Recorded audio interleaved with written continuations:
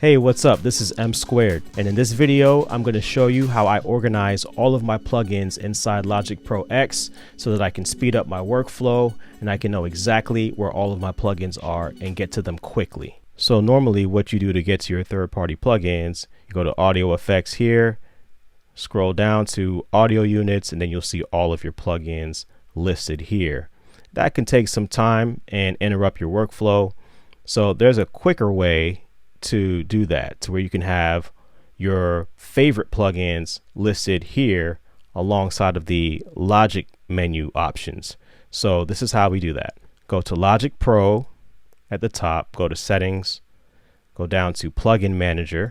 Once the Plugin Manager is open, you will see the box here on the left that says Category, and you'll see the box here below that that says Manufacturer.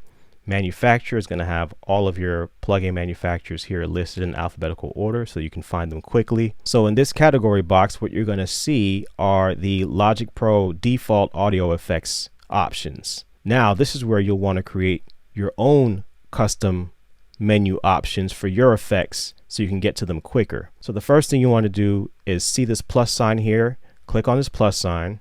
It's going to give you an untitled option.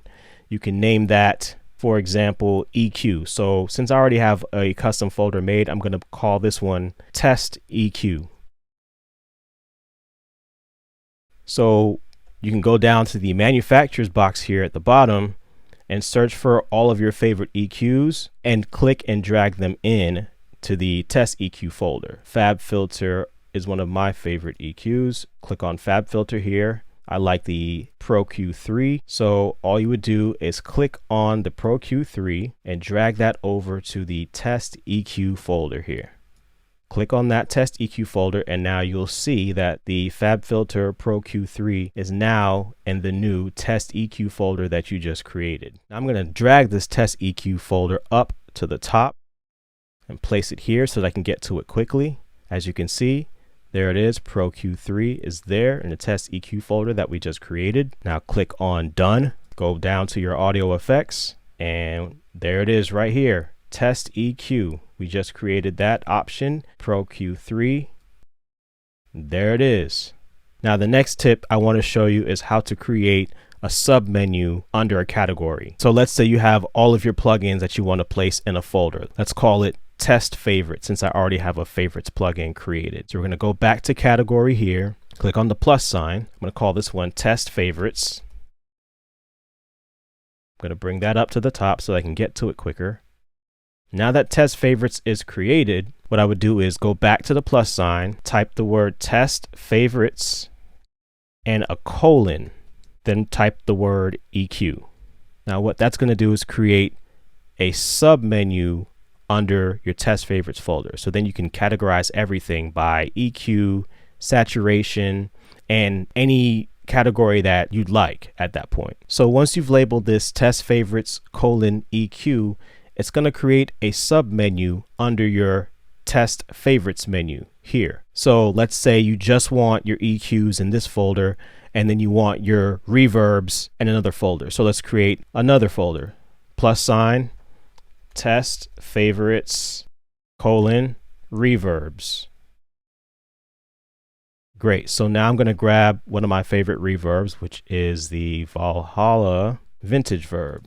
So I'm going to take the Valhalla Vintage Verb and put that in my Test Favorite Reverbs folder.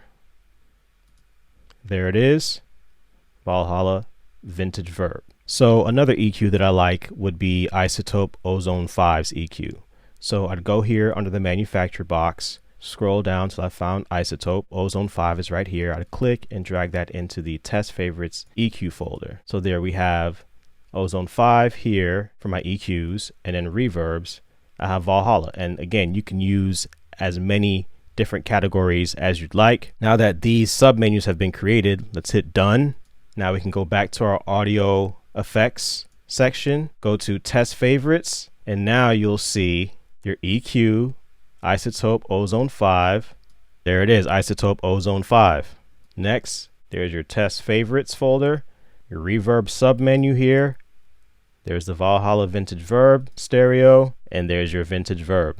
So in case you don't want to use your own custom folders, you can actually use Logic Pro's default folders here. Let's say we go to metering. This is Logic Pro's metering menu option, and you'll see all the different plugins listed here that come with Logic Pro. You could actually take any of your third-party plugins and add it to Logic Pro's default menu list here. So let's say I want to use my levels plugin and add that to the metering section. Let's go to mastering the mix. Levels is here. I'll take that and drag that over to metering. Now when you go back to metering, you'll see all of Logic Pro's default plugins, and then you'll see levels here. So now we're going to click on done. Next we'll go to audio effects, go down to metering, and there it is. You see it right here, levels. So there it is, another way to speed up your workflow while working inside Logic Pro X. Thank you for joining me. Be sure to subscribe, share, comment, like, and I'll see you in the next video.